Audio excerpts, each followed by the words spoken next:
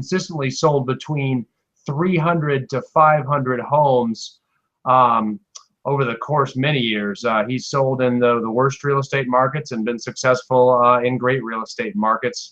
So Kevin, welcome to the program. It's great to be here, Brian. Thanks for having me. You bet.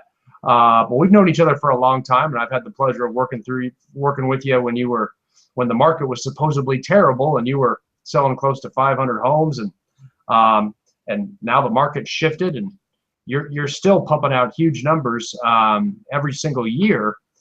What I think so neat about it is you actually shift your business, unlike so many realtors. You're strategic about it. You see it coming in advance, and I want to talk a little bit about how you shifted and how your business changed dramatically to keep your production at such an astronomically high level.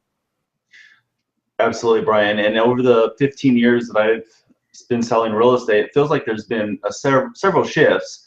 We started out in a traditional market, and then we went into the distressed market, REO market, where we had to shift our business from traditional to REO, not REO as in an REO agent, but we worked with a lot of clients buying REO properties, as well as investors that were buying them to turn around and resell them. That has dissipated a lot, as you know. In our area, it's dissipated almost completely. And so we've shifted back now to a traditional market where our contacts and our clients were really contacting and reaching out to our sphere of influence, past clients, letting them know, hey, we're still in the business, the market's improved, interest rates are low, you've gained some equity in the last couple of years, at least in our area, and reaching out to them. And so we're listing and selling with traditional buyers and sellers. Yeah, it's a big shift. Yeah, and I know that you just recently were named the number 3 producing agent in the state of California, and you always hover up there at those high numbers. I think you almost closed 400 homes, and that's pretty big to make a shift into working with your sphere of influence and prospecting, and still pulling those huge numbers. Is this something that permeates through your whole team? Your whole team lead generates sphere of influence and prospecting contacts? Yeah, absolutely. It's something that you have to do on a consistent basis, and really it shows that, after so many years, you have the database is there, the clients are there.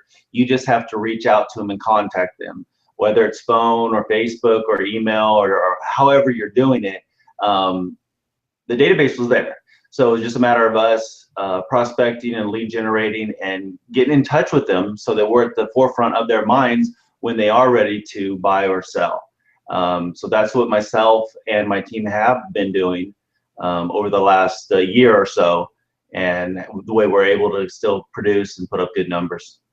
Yeah, it's just a crazy shift. I mean, when you move into a market like we're in now, which is a seller's market where inventory starts to get few and far between, you really see a big difference. There's only a couple ways to get listings. You can either know a lot of people, or you have to proactively reach out and get them. And I know to sell, up in in the hundreds of homes a year, not that many people are just going to reach out to you. So you need to be very proactive and go out and get them, because if you don't replenish your inventory, you're certainly going to run out. And I think that's great.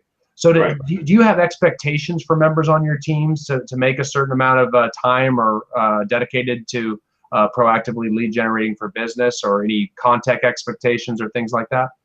I have expectations. Whether or not they're fulfilled, it's hard to say for sure. But I will say this, Brian, and you're absolutely right. To do a high level of production, a couple things have to happen. You have to have a great team, and which I do, and the people on my team are outstanding. You have to have a great support team, which I do. They're awesome. And then also, it can't just be waiting for the phone to ring and those clients. Those are bonuses. I love that when I get a past client call or referral. I love working with them. But we also have to be lead generating.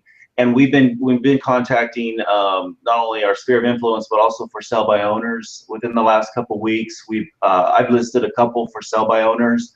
And the really cool thing about it is one of them had been on the market for over a year, and then they went for sell by owner, and we listed it. And then our team, Danny, who is my wife, who also works on the team, she represented the buyer, and we double-ended it. And we've satisfied a client that's been trying to sell their home for about a year and had resorted to a for sale by owner situation. So we're constantly contacting and making calls and trying to help as many people as we possibly can in Tulare County. That's awesome. Well, Kevin, I really appreciate you taking so much time with us today to explain how you've shifted your business and not just sat back and waited on the market. How you're proactively getting it and adjusting all the time. It's going to be very fun to watch you continue to grow your team and your team's production in the future. Sounds good, Brian. It was great being here and great talking to you. Likewise.